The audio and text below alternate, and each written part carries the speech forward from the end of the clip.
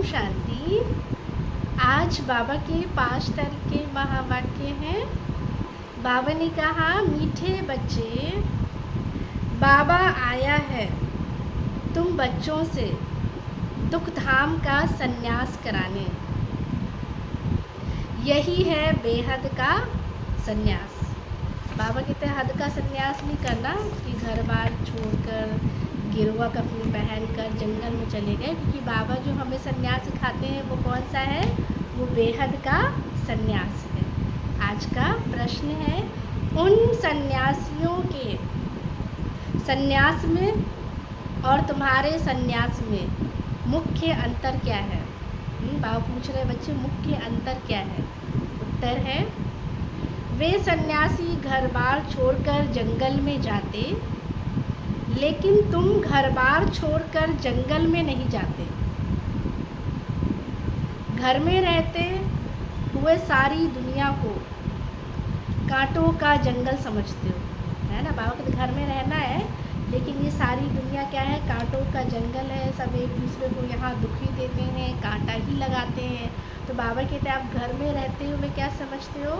कांटों का जंगल समझते हो। तुम बुद्धि से सारी दुनिया का क्या करते हो?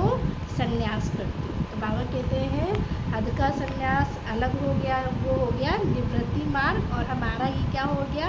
प्रवृत्ति मार्ग। आज धारणा के लिए मुख्य सार है, फर्स्ट पॉइंट, स्कॉलरशिप लेने के लिए गृहस्थ व्यवहार में रहते कम से कम 8 घंटा बाप को याद करने का अभ्यास करना है। बाबा ने कहा 8 घंटा बाप को याद करने का क्या करना है? अभ्यास करना है। याद के अभ्यास से ही पाप कटेंगे। बाबा कहते हैं और कोई तो उपाय है ही नहीं, इसलिए चलते फिरते हर कर्म करते जब समय मिले तो बीच बीच में बाबा कहते हैं हमारा याद का चार्ट हो। अगर रखेंगे तो बाबा कहते हैं 8 घंटे तक हमारा वो चार्ट बन जाएगा। तो इसलिए बाप कहते हैं याद से पाप कटेंगे और गोल्डन एज क्या मिलेगा? तख्त मिलेगा। सेकंड पॉइंट है, इस दुख धाम से बेहद का वैराग्य कर अपने असली निवास स्थान शांति धाम और सुख धाम को क्या करना है?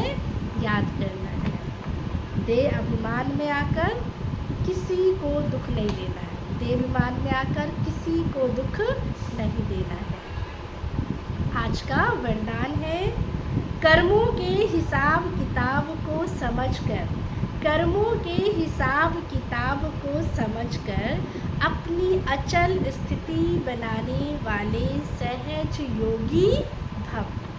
आगे बाबा ने कहा, चलते चलते अगर कोई कर्मों का हिसाब किताब सामने आता है तो उसमें मन को हिलाओ नहीं। कोई हिसाब किताब जैसे आता है ना, तो बाबा कहते हैं हमारी क्या है? बुद्धि ही नहीं काम करती है, हम डिस्टर्ब हो जाते हैं। तो बाबा कहते हैं ये हिसाब किताब, ये माया तो हमारा पेपर ले रही है, तो इसलिए अपने मन को हिलाओ नहीं, स्थिति को नीचे ऊपर नहीं करो।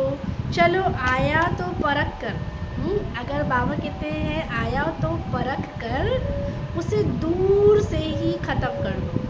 अब बाबा कहते हैं आने नहीं दो, पास आएगा फिर हम लड़ेंगे, फिर हम युद्ध करेंगे, फिर हम जीत पाएंगे, इसमें हमारा टाइम क्या हो जाएगा? वेस्ट। तो बाबा का दूर से ही परख कर ख़त्म कर दो। अभी योद्धे नहीं बनो।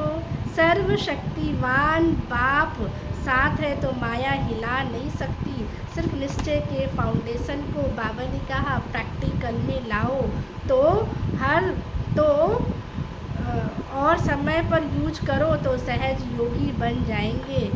अब निरंतर योगी बनो। बाबा ने कहा अब निरंतर योगी बनो, युद्ध करने वाले योद्धे नहीं। जो युद्ध करते करते बाबा कहते जाएंगे वो फिर क्या है? त्रेता युग में आएंगे। इसलिए युद्ध करने वाले योद्धे नहीं बनना है, निरंतर योगी बनना है। स्लोगन है, डबल लाइट रहना है तो अपनी सर्व जिम्मेवारियों का बोझ बाप के हवाले कर दो। अच्छा, ओम शांति।